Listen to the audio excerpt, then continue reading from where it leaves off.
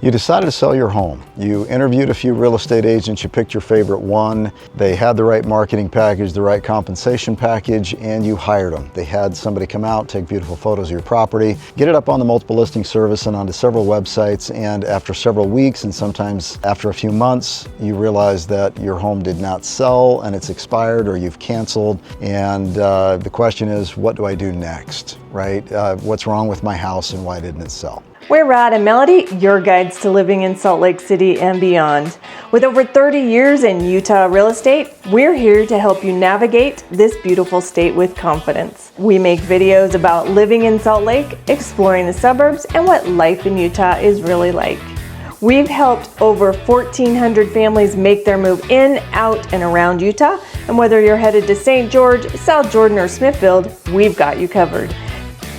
First of all, I want you to know, guys, you are not alone. As a matter of fact, in Salt Lake County alone, in the last year, we've had almost 4,500 homes go on the market with a real estate agent and fail to sell. They either canceled, expired, were withdrawn from the market. You're not alone. As a matter of fact, this is one of the ugly secrets about our industry, right? To get your real estate license, it's literally a 120-hour course, a 3-week course. You take the classes, you can take them online, you take a test, you pass with a 70% or better, and you pay a token fee to some associations in the state, and they turn you loose on society to help people buy and sell their biggest assets. It's honestly no wonder so many people have had a bad experience with real estate agents. The other thing to consider is that only about 15% of the real estate agents that are practicing today have actually had an experience with a market like the one we're in today, where buyers have more control than sellers. Over the past, say, 12 to 15 years, sellers have had the advantage when it comes to negotiating real estate contracts.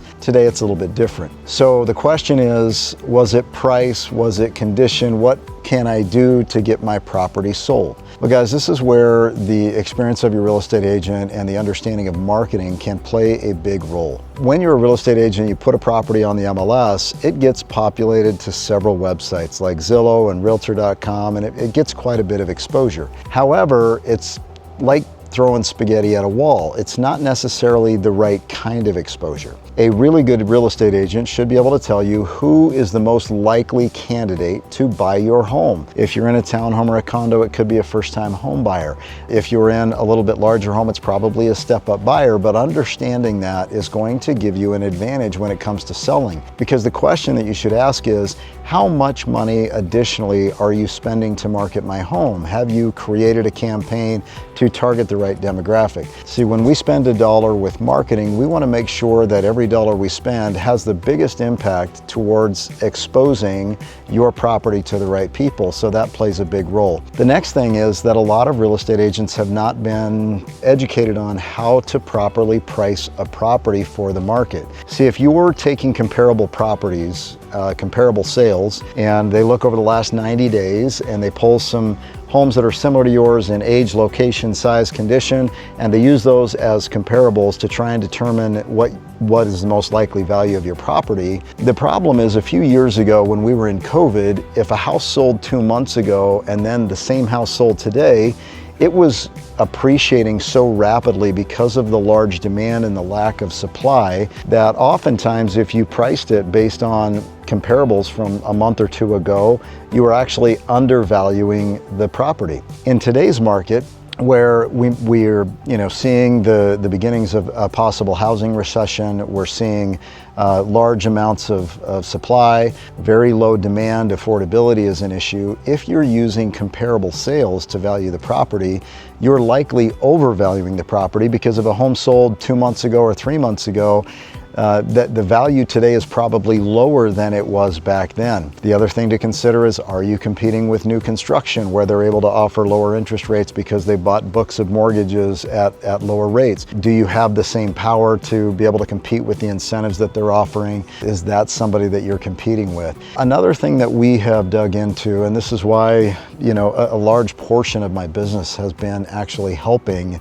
get tough to sell properties sold even in difficult markets like the one we're in today. We use what's called absorption rate pricing. And what that simply means is having an understanding of how many buyers there are in the market, in your price range, and in your location on average every single month will help you to look at your current competition, knowing how many buyers there are and being able to price accordingly. See, for example, if you're the 6th best valued home on the market and there are only 3 buyers in the market, under what scenario would a buyer actually choose to buy your home? Well, it would have to be in the top 3 valued properties in order for somebody to choose to buy your home. Now, value has 2 components. It's price, and it also includes features and benefits. So do they really understand the market? Does your real estate agent really understand the market of today? Or are they just using their tried and true method of pulling comps, getting a rough estimate? Or are they digging into the actual features of the home? Granite countertops, laminate flooring, updated roofs, updated heating and air conditioning, etc.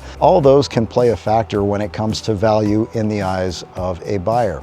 You know, having somebody who understands that. Now, if you are the 4th best valued home and there are only 3 buyers available, the chances of a new buyer coming on the market are pretty strong. You know, maybe those first 3 buyers choose the first 3 properties and everybody assumes, well, that will put me in first position. But actually, while that has all been happening, the likelihood that a couple of your neighbors have also put their home on the market and potentially undercut your price, so you're still 4th or 5th best, is still pretty likely. So understanding, again, how many buyers there are in your price range and in your location can have a big advantage. In a quick recap, and hopefully you've gotten some good information here, having an agent who truly understands the market and the homes that are selling, along with their features and benefits and everything that those homes include, so that they can do a real comparative analysis, is going to be helpful. Having somebody who doesn't just rely on recent comparable sales, but also understands the direction the market is going, and having an understanding of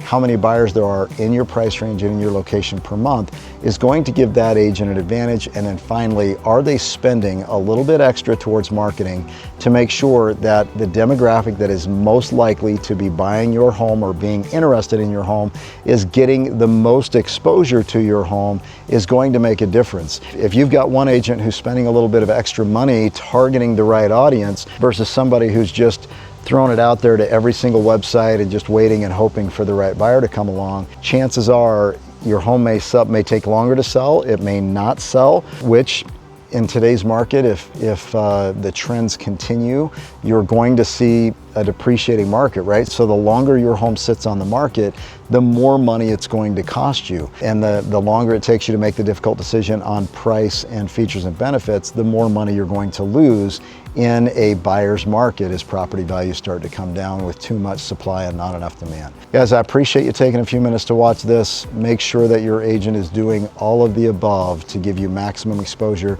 and give you the best opportunity of selling your home in a difficult market. If you found this content valuable, guys, you can see more videos like this by following this link here. And we'd love to hear your comments. We'd love to hear your questions or concerns that you have. You can put those in the comments section below and we'll make sure and get those answered as quickly as possible. Please subscribe, please follow if you found this to be valuable information. Look forward to seeing you again soon.